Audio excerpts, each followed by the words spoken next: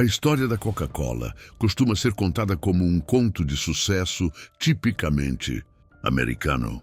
Um farmacêutico visionário, uma fórmula secreta, uma marca que conquista o mundo e se torna sinônimo de felicidade, união e momentos especiais. Mas por trás dessa narrativa cuidadosamente construída ao longo de mais de um século, existe uma história muito mais complexa, marcada por interesses econômicos obscuros, manipulação científica, exploração de pessoas e recursos naturais, silêncio diante de injustiças sociais e uma impressionante capacidade de moldar percepções globais. O que segue é um roteiro investigativo contínuo, do início ao fim, que expõe a face menos conhecida da Coca-Cola, sem interrupções, sem divisões, apenas a sequência dos fatos históricos e de seus impactos. A Coca-Cola nasce em 1886, em Atlanta, nos Estados Unidos, criada por John Stith Pemberton, um farmacêutico veterano da Guerra Civil Americana.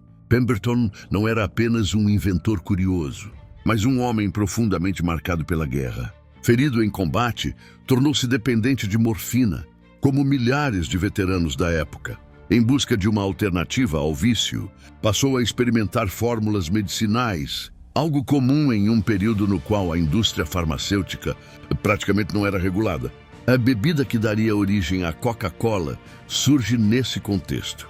Um tônico vendido em farmácias, anunciado como remédio para dores, fadiga, depressão, problemas nervosos e até impotência sexual.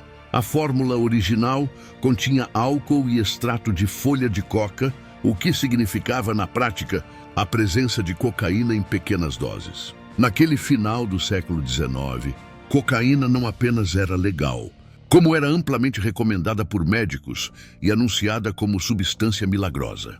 Desde o início, portanto, a Coca-Cola se estabelece não como refrigerante recreativo, mas como produto medicinal baseado em promessas exageradas e ciência duvidosa. O marketing era agressivo e enganoso, aproveitando-se da ausência de leis de proteção ao consumidor. A bebida prometia curar males físicos e psicológicos, oferecendo alívio rápido em uma sociedade urbana cada vez mais ansiosa, exausta e adoecida pelo ritmo industrial. Pemberton, no entanto, nunca ficou rico.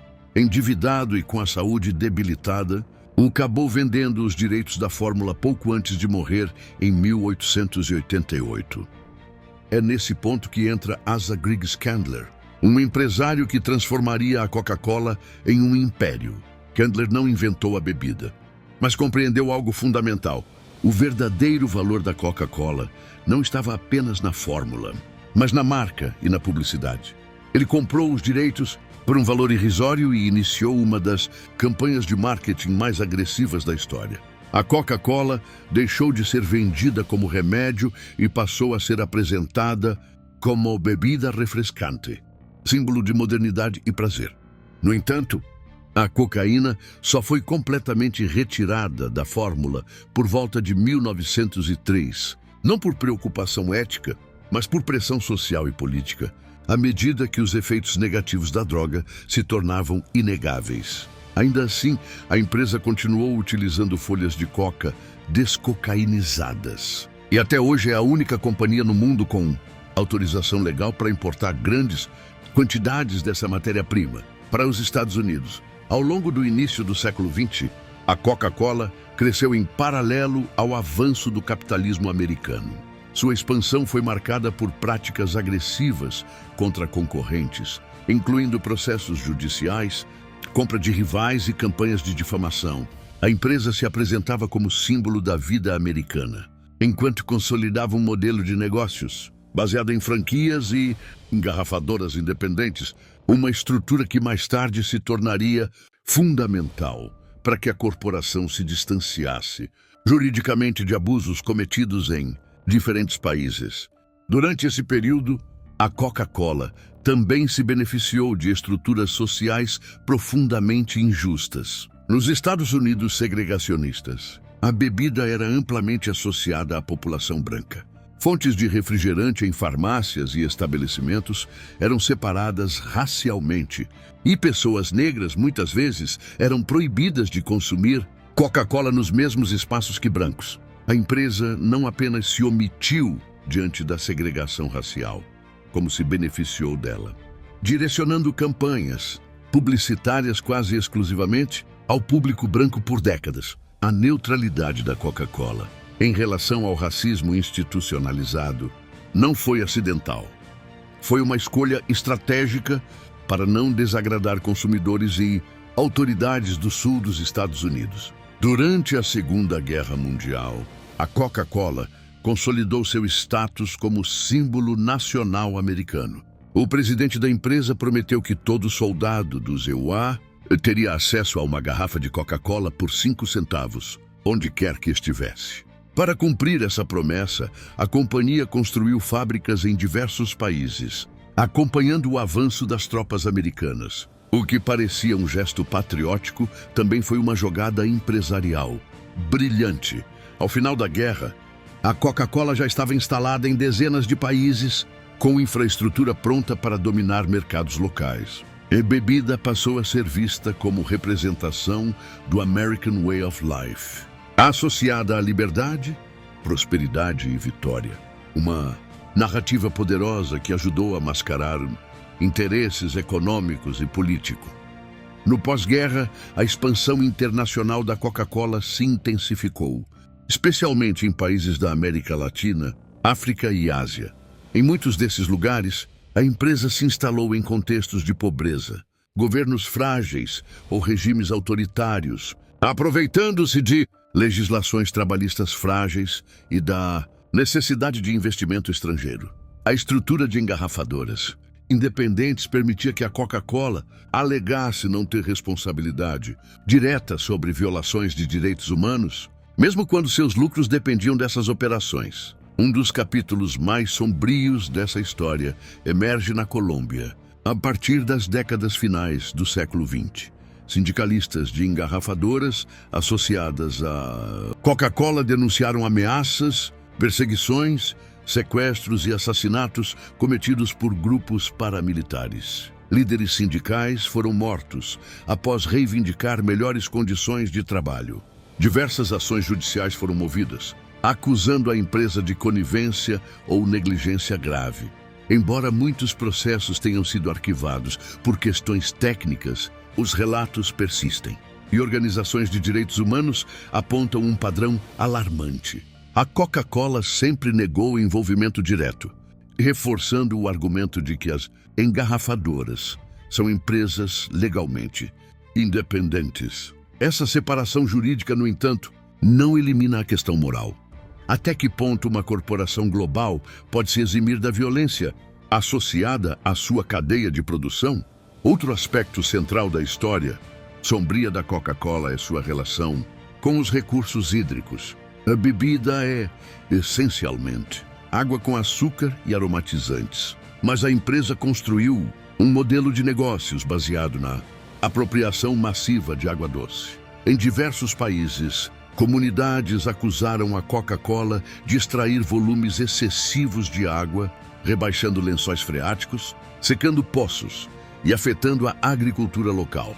Um dos casos mais emblemáticos ocorreu em Platimada, na Índia, onde moradores protestaram durante anos contra uma fábrica da empresa, alegando escassez de água e contaminação do solo. Após intensa pressão social e investigações, a planta foi fechada. Casos semelhantes foram registrados no México, um dos maiores consumidores de Coca-Cola do mundo, onde comunidades convivem com falta de água potável enquanto fábricas continuam operando. Paralelamente a isso, a Coca-Cola se tornou um dos símbolos globais da crise de saúde pública associada ao consumo excessivo de açúcar. Estudos científicos relacionam o consumo regular de refrigerantes à obesidade, diabetes tipo 2, doenças cardiovasculares e problemas dentários. Em vez de assumir responsabilidade, a empresa adotou estratégias sofisticadas para minimizar esses impactos, incluindo o financiamento de pesquisas que deslocam a culpa do açúcar para a falta de atividade física. Documentos revelados ao longo dos anos mostram esforços deliberados para influenciar o debate científico e político, atrasando regulações e confundindo a opinião pública.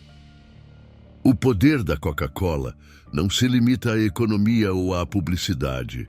Ele se estende à cultura, à política e à ciência. A marca patrocinou eventos esportivos, programas educacionais, projetos ambientais e campanhas de responsabilidade social, construindo uma imagem positiva que contrasta fortemente com as acusações que a cercam. Essa estratégia de limpeza de imagem permite que a empresa se apresente como parte da solução, mesmo quando está no centro do problema.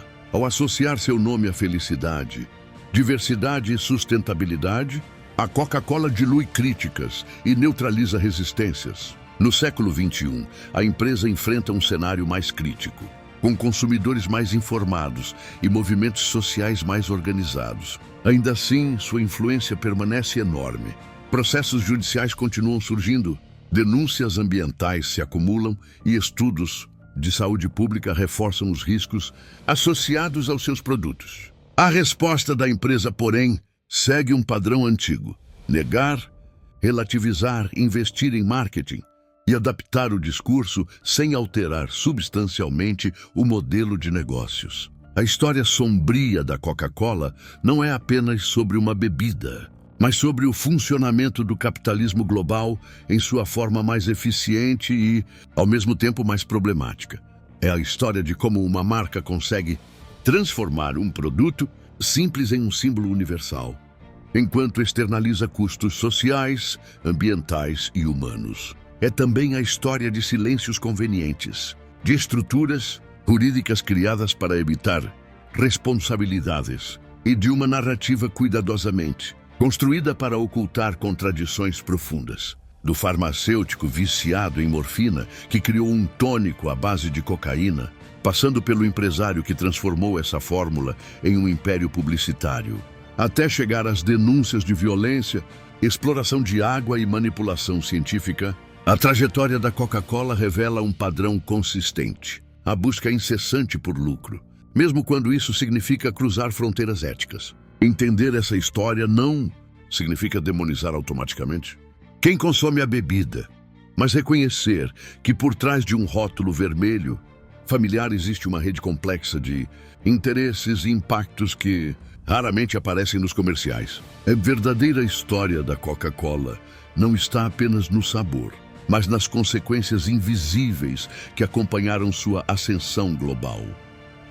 Se essa história te fez pensar, então você já entendeu o valor dela. Aqui no Histórias que Valem Milhões, nós não falamos de sorte. Falamos de decisões, erros caros e escolhas que mudam destinos. Se inscreva agora para não perder as próximas histórias. Toda semana, uma nova história real que pode mudar a forma como você vê dinheiro e sucesso. E o link está na descrição. Clique, se inscreva e faça parte de quem aprende com histórias que realmente valem milhões.